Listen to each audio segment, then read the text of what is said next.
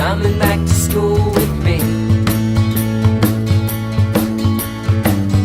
We could have done it all so easily.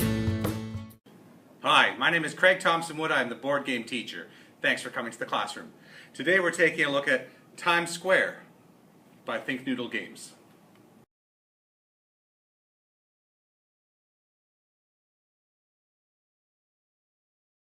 So before I get onto the report card for Times Square, I just want to say a quick word about it. Times Square is like the younger sibling, the little brother or sister of City of Zombies here.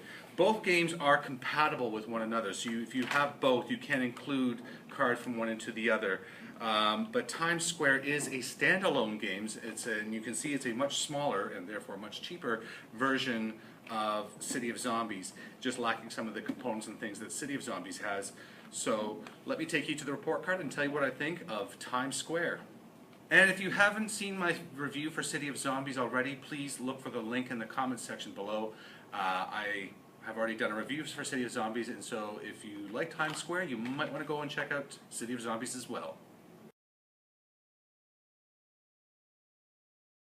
For number of players, I give Times Square a B+. It's 1 to 6 players, so I like the fact that you can play solo, and playing up to 6 players makes for a really great center. It's great to accommodate large groups, well, large being 6 people, and I think 6 people might be a bit much for the game. I think you're probably going to find the sweet spot more with like about 4 people, but it's, like I say, it's great too that it can accommodate those different group sizes. For learning, I'm going to give this game an A. The amount of learning that you can do with this game in the way that you're playing with numbers and adding, subtracting, multiplying, dividing these different dice. You're rolling 4 dice, 3 6-sided dice and a 12-sided dice. The 12-sided dice, for you math nerds, is a dodecahedron. And it's you're using the dice in different ways to come up with numbers to match the zombies. And it just, you have to play with the numbers. You know, well, if I add these and subtract these, multiply these and do this and this and this and this, I mean, that's the only way you're going to win this game. So it makes the playing with numbers fun, and it makes it in such a way that you are going to be learning by just practicing. And you know, if any kids want to complain to me about, well, it's math, well, would you rather be doing a math sheet, or would you rather be playing a fun game? So for that reason, I give it an A. Now, if you've seen my review for City of Zombies, I gave that one an A+. So the difference here is that City of Zombies on the cards had these little, in the bottom left corner, little skull symbols with a number, and that connoted how difficult the zombies were. So it was easy to adjust the levels of the zombies for whichever group that you wanted to work with. In this one, it doesn't. So you would need to go through and independently determine each zombie based on the number, whether you felt it was one that was too difficult for your particular group.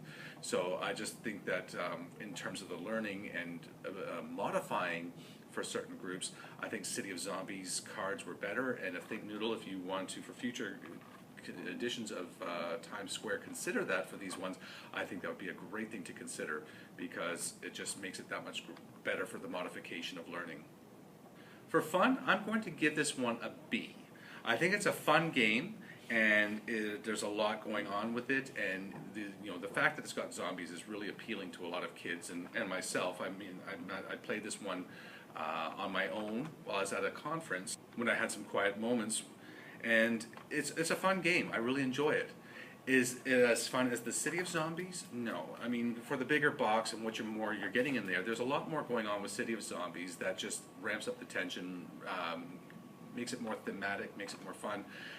But this is still a fun game. I mean, I enjoyed it a lot, and I know the kids enjoy playing it too. So for that reason, I give it the B.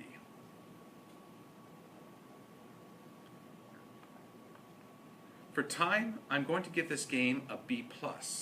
I think this game is it runs into the same problems as City of Zombies in that it could have that analysis paralysis. I give the students a timer of 2 minutes, and if they can't think of anything within that 2 minutes, then that just means that they haven't done anything with the dice. So I find that helps to speed up the games. Now, where this game is better than City of Zombies is with the less components and things. It's going to take less time to set up, less time to clean up, and so therefore you get more time to play. So in this regard, this game is superior. For cost, I'm going to give this game an A. because like City of Zombies, I said, is I'm not sure how much this one's going to cost yet, but you know, when you compare the size of this box to this box, you know it's going to be significantly cheaper than the bigger one. So, and for what it's teaching and what it does, it's so worth it. And I would highly, highly recommend that any junior classroom gets a copy of this for their class. I know it says that well, I guess I don't know, I'm looking for it, aren't I? It says ages 7+. So, I mean, you can adjust it for different levels, so it could go to some primary grades, but I would probably more recommend it for the junior grades. And I think I would, as I say, recommend this for any junior classroom. If you can get a copy of this, and I know that in speaking with ThinkNoodle Games now, they say they are going to be coming to Canada and getting a North American distributor in the next couple of months or so. So that's something to look forward to, because I think this game is fantastic, and I think that every junior class should have a copy.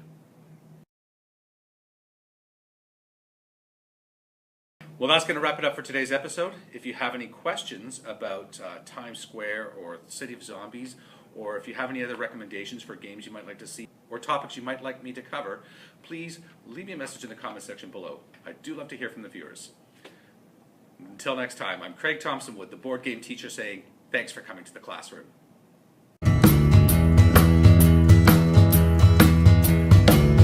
Are you coming back to school?